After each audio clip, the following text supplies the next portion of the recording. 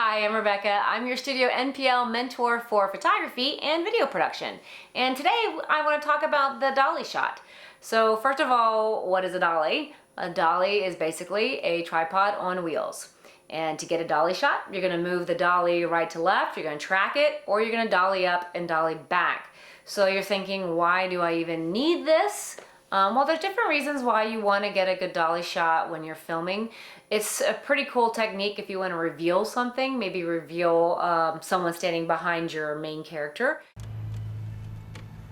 5 minutes.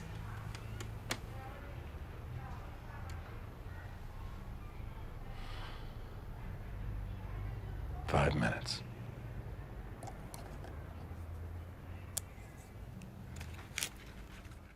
You could also use it for motion when you're traveling. You can dolly along and show motion in that shot. It's a great way to show where your characters are, or you could move the camera around in a circle and see the whole setting. There's all different reasons why you're going to be using a dolly shot. And it's a great way to show some depth in your shot too.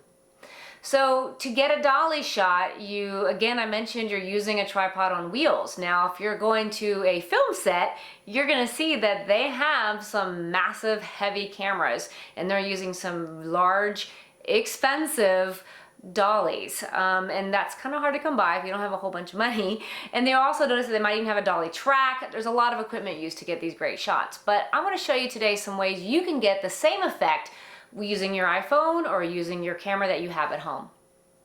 So if you have a dolly on wheels, that's fantastic. There's a way to get your shot right there, and you can look online and find some smaller versions for not too expensive. If you don't, here are some options you could use. One thing you can use that a lot of people have in their house is a chair on wheels. So you can actually sit in your chair, hold your camera or your iPhone, and hopefully you have an assistant with you that can just kind of push you around and you can get your shot that way. Another thing to do is if you happen to have a hoverboard, you could hover holding your camera. It's another great way to get a dolly shot. If you're a skateboarder, it's another great way to get your shot.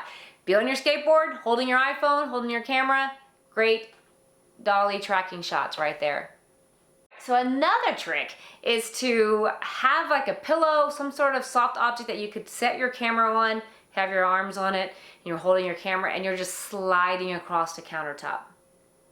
If you have planned a very short dolly shot in your script, then you could do it yourself and just kind of mimic the idea of having a dolly and move like this, or even kind of move up like this.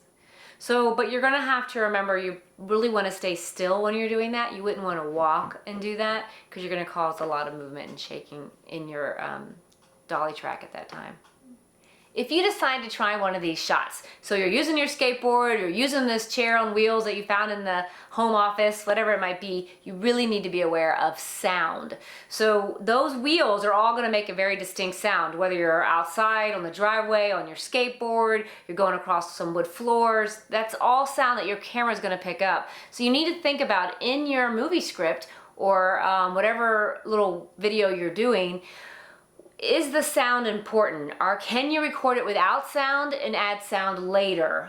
Because there's going to be, you don't want whatever's happening with your characters talking, you don't want to hear that sound of those wheels. So that is something you do have to consider if you're going to be using a dolly shot.